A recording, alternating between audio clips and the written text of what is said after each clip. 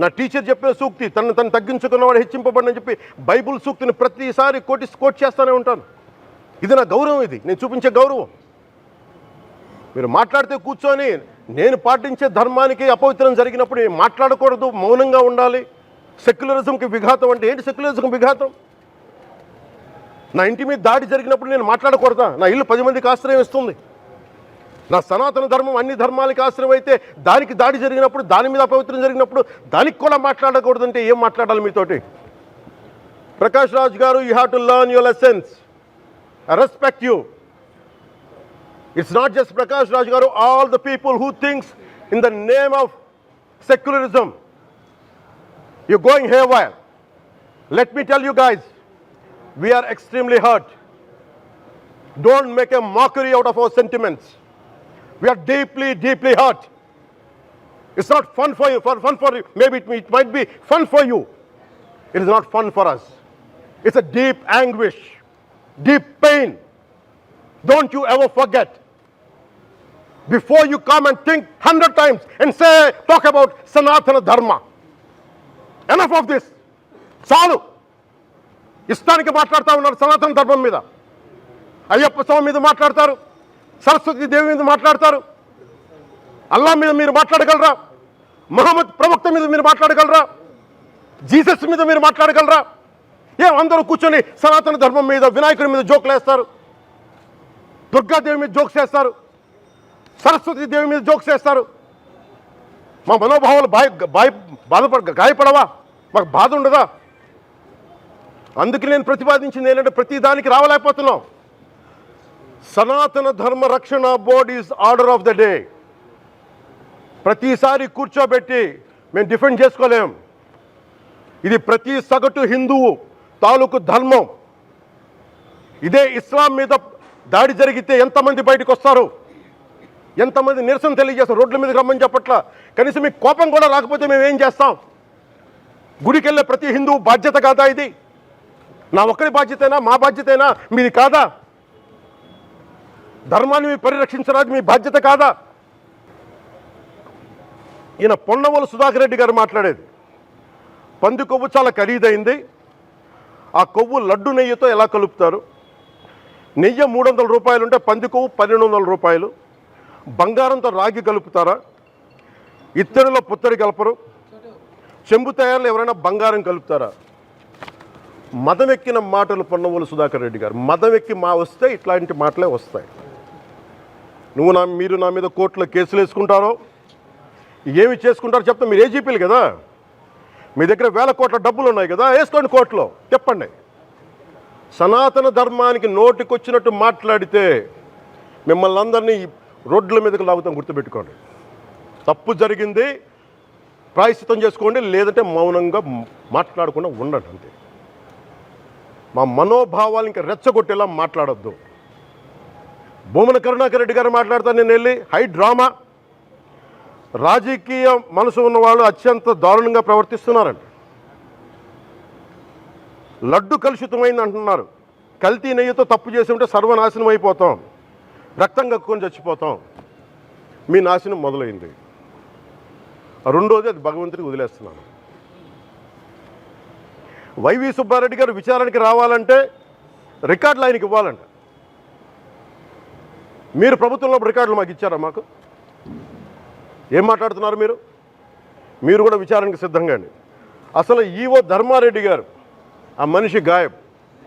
ఈరోజు దాకా లేడాయన, ఈరోజు దాకా మళ్ళీ కనిపించలా. ధర్మారెడ్డి గారు, నేను మిమ్మల్ని చూశాను ఆ రోజున. నేను దర్శనానికి వచ్చినప్పుడు మీరు అందరూ ఎలా ప్రవర్తించారో నాకు తెలుసు, నేను చూశా.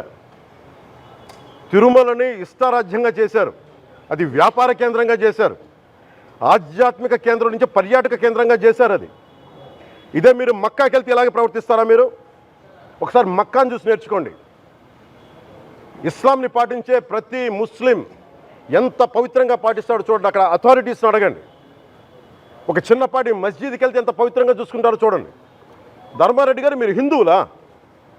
మీ ఇష్టానికి మీరు చేసేసుకుంటారా? మీ బిడ్డ చనిపోయాడు, చనిపోయిన కనీసం 11 రోజులు లోపలికి రాకూడదండి, ఈ లోపల వచ్చేస్తారా మీరు? మేము మర్చిపోయామనుకుంటున్నారా? ఆగమ శాస్త్రం చెప్పింది మీకు ఇదేనా? అంటే గవర్నమెంట్ ఉద్యోగులు అయితే ప్రభుత్వం మీ నియమిస్తే మీ ఇష్టానికి చేసేసుకుంటారా? మాకు బాధలు ఉండవనుకుంటున్నారా? ఇదే మీరు ఒక ఇస్లాంకి చేస్తే అపచారం జరిగితే మీరు ఏం చేస్తారు? బయట రోడ్ల మీదకి వచ్చి మీరు కూర్చోబెట్టి దాన్ని పొలిటికలైజ్ చేస్తారు. మీరు పొలిటికలైజ్ చేస్తారు. నేను నిజంగా చెప్తున్నా, జగన్మోహన్ గారికి కూడా చెప్తున్నా, మీరే కనుక నేనే కనుక సనాతన ధర్మం మీద పోరాటం చేయాలని నన్ను ఆపేవాళ్ళు ఎవరు లేరు ఈ దేశంలో, గుర్తుపెట్టుకోండి. నేను కనుక సనాతన ధర్మం కోసం నేను పోరాటం చేస్తే చచ్చిపోవడానికి సిద్ధం నేను. కానీ నేను అక్కడి దాకా తీసుకెళ్ళిన విషయాలు, దానికి నిదర్శనమే రాముల వారి విగ్రహం శిరిచ్ఛేదం జరిగినప్పుడు ఒక్క మాట మాట్లాడకుండా చెప్పి కూర్చున్నాను. ఆ తెలివితేట లేక మీ ప్రభుత్వాన్ని కిందకి తీసుకొచ్చి అధాపాతాలను తొక్కిన మేము మాకు శక్తి లేదనుకుంటున్నావా? ఉండవనుకుంటున్నావా? కానీ మేము సమాజాన్ని కలిపి ఉంచాలని వ్యక్తులం తప్ప విడగొట్టాలని వ్యక్తులం కాదు. మేము గుర్తుపెట్టుకోండి. అలాగే ఈరోజు నుంచి ప్రజలందరికీ కూడా చెప్తున్నా, ఎవరు అన్ని మతాలని మేము గౌరవించేది ఈ నేల. ఒక జనసేన పార్టీ అని కాదు, తెలుగుదేశం పార్టీ అని కాదు. మీరు ఏ పార్టీలకు సంబంధించిన వైసీపీలో ఉన్న హిందువులందరూ ఏం చేస్తున్నారు? మీరందరూ పోటీ పడ్డారు కదా తిరుమలకి వెళ్ళడానికి. మీరు మర్చిపోయారు, ఇందులో ఈ పాపం మీకు కూడా వస్తుంది, ఈ పాపం మీకు కూడా తగులుద్ది. మీ మౌనం కూడా మొత్తం జాగ్రత్త, తరాలు నాశనం అయిపోతాయి. మీ మౌనం మంచిది కాదు. ఇది ఒక వెంకటేశ్వరుడికి జరిగింది కాదు. భగవంతుడికి నిరాకారుడు, ఆయనకి ఇవేం పట్టవు. మనం నమ్ముకొని ఆయనకి వెళ్తున్నాం, అది మనకి బాధ్యత. ఇది ఇంకా ప్రతి ఒక్కరు దీన్ని గుర్తుపెట్టుకోండి. చేతులెత్తి వేడుకుంటున్నాను. సగటు హిందూ మీరు సినిమా టికెట్లకు వెళ్ళిపోతారు. అభిమానులందరూ మీరెవరు హిందువులు లేరా? సినిమా టికెట్ల కోసం చించుకుంటారు. సినిమాని మీరు కూర్చోడానికి మీరు మొత్తం మాట్లాడతారు. అందరిని అడుగుతున్నా, మొత్తం భారతదేశపు యావత్తు ఉన్న సినిమా అభిమానులను అడుగుతున్నా, మీరందరూ హిందువులే కదా?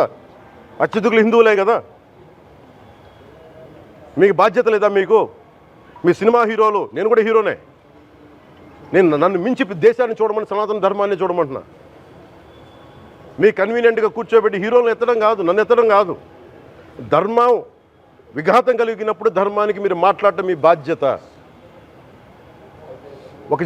నా తరం మేము కష్టపడుతున్నాం, ముందుకు వచ్చాం. ఎవరి కోసం పడుతున్నాం ఈ కష్టాలు? మాకు సరదా కాదు. ప్రతి ఒక్కరి ఇష్టానికి వచ్చి మాట్లాడుతూ ఉంటే బాధ కలుగుద్ది. అయ్యప్ప స్వామి దీక్ష చేసే వాళ్ళ మీద ఎంత ఇష్టారాజ్యంగా మాట్లాడతారు. ఇదే మీరు ఎవరన్నా సరే ఇస్లాం మీద మీరు గొంతు ఎత్తగలరా? ఎందుకంటే రోడ్ల మీదకి వచ్చి కొడతారని మీకు భయం, అందుకు మీరు మాట్లాడరు. హిందువులు అంటే మెత్తని మనుషులు కదా, తోటి హిందువు కదా, మీరు ఏదైనా మాట్లాడచ్చు. మీకు నమ్మకాలు లేకపోతే మీరు ఇంట్లో కూర్చోండమ్మా. మీకు నమ్మకాలు లేకపోతే ఇంట్లోంచి బయటికి రాకండి, మమ్మల్ని ఏం అనకండి. మేము ఎలా పూజా విధానం ఎలా చేస్తాం, అలాగే ముఖ్యంగా ఫిల్మ్ ఇండస్ట్రీ కూడా నేను తెలియజేస్తా ఉన్నా. దీని మీద మీరు మాట్లాడితే మద్దతుగా మాట్లాడండి, లేదంటే మౌనంగా కూర్చోండి. అంతేగాని మీ మాధ్యమాల ద్వారా అపహాస్యం చేస్తే మటుకు ప్రజలు మిమ్మల్ని ఎవరు క్షమించరు. ఎందుకంటే చాలా డీప్ పెయిన్ ఇది. మీరు లడ్డు మీద జోక్లు వేస్తున్నారు. నేను ఒక సినిమా ఫంక్షన్లో కూడా చూశాను. Laddu is a sensitive issue అని. Don't you ever say that. Don't you ever dare to say that, please. I respect you as actors, but when it comes to Sanatana Dharma, please, you have to think 100 times before you saying a word. One comment. Thank you.